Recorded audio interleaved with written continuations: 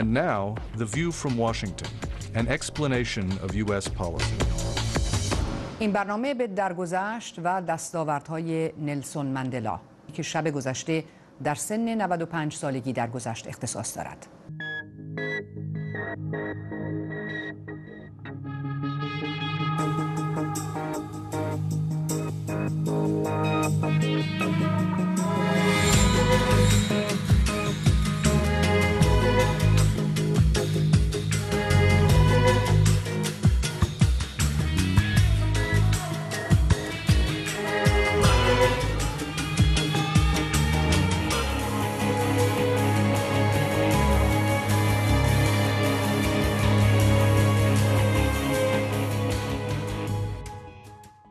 آفریقای جنوبی همزمان با تدارک آیین‌های ویژه و متعدد برای بزرگداشت و خاکسپاری نلسون ماندلا قهرمان مبارزه با آپارتاید آماده می‌شود. آیا کارنامه آقای ماندلا با رویکرد خشونت پرهیزی گاندی مشابه بود؟ این در حالی است که نلسون ماندلا خود بنیانگذار شاخه نظامی کنگره ملی افریقا بود و در دهه 60 میلادی از روش مبارزه خشونت‌آمیز نیز دفاع می‌کرد. نلسون ماندلا توان خود را صرف مبارزه با بحران ایدز کرد و این تلاش در سال 2005 وقتی او تنها پسرش را در اثر ابتلا به این بیماری از دست داد جنبه شخصی هم گرفت. در سال 1960 دولت آفریقای جنوبی کنگره ملی آفریقا را غیرقانونی اعلام کرد، اما این گروه به طور مخفی به فعالیت‌های خود ادامه داد.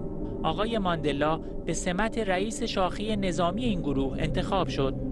با آغاز مبارزه مسلحانه، ارتش آفریقای جنوبی و مراکز دولتی هدف قرار گرفتند و در سال 1989 پیشنهاد دولت را برای آزادی در ازای محکوم کردن مبارزه مسلحانه کنگره ملی آفریقا رد کرد. ماندلا بنیانگذار شاخه نظامی کنگره ملی آفریقا بود، سازمانی که توی بسیار از بمبگذاری‌ها دست داشت و در واقع دستگیری آقای ماندلا به خاطر عملیات مسلحانه اون سازمان انجام گرفت. نقش ماندلا صرفاً یک نقش سمبولیک هستش. بله. چقدر در تصویری که ما امروز از نلسون ماندلا داریم چقدر اغراق شده؟ میدونید که اینها از سفیدان فاسدترن و متاسفانه یک نظمی هم که لحاظ امنیت به خصوص در آفریقای جنوبی بود از بین رفت. امروز شما به بانک بخواید برید در آفریقای جنوبی باید با 4 محافظ بری که بتونی پولت از بانک بگیری. پس از مرگ ماندلا اعضای خانواده بزرگ او در مورد مالکیت نهایی 110 شرکتی که حق استفاده از نام و میراث نلسون ماندلا را دارند اختلاف پیدا کردند و گفته می شود که بازماندگان ماندلا حتی نمی توانند در مورد محل به خاک سپردن نخستین رئیس جمهوری سیاه‌پوست آفریقای جنوبی توافق کنند. مراسم یادبود نلسون ماندلا در جوهانسبورگ پایتخت آفریقای جنوبی برگزار شد. 4 نفر از رؤسای جمهوری آمریکا از جمله شاخص‌ترین میهمانان خارجی این مراسم بودند.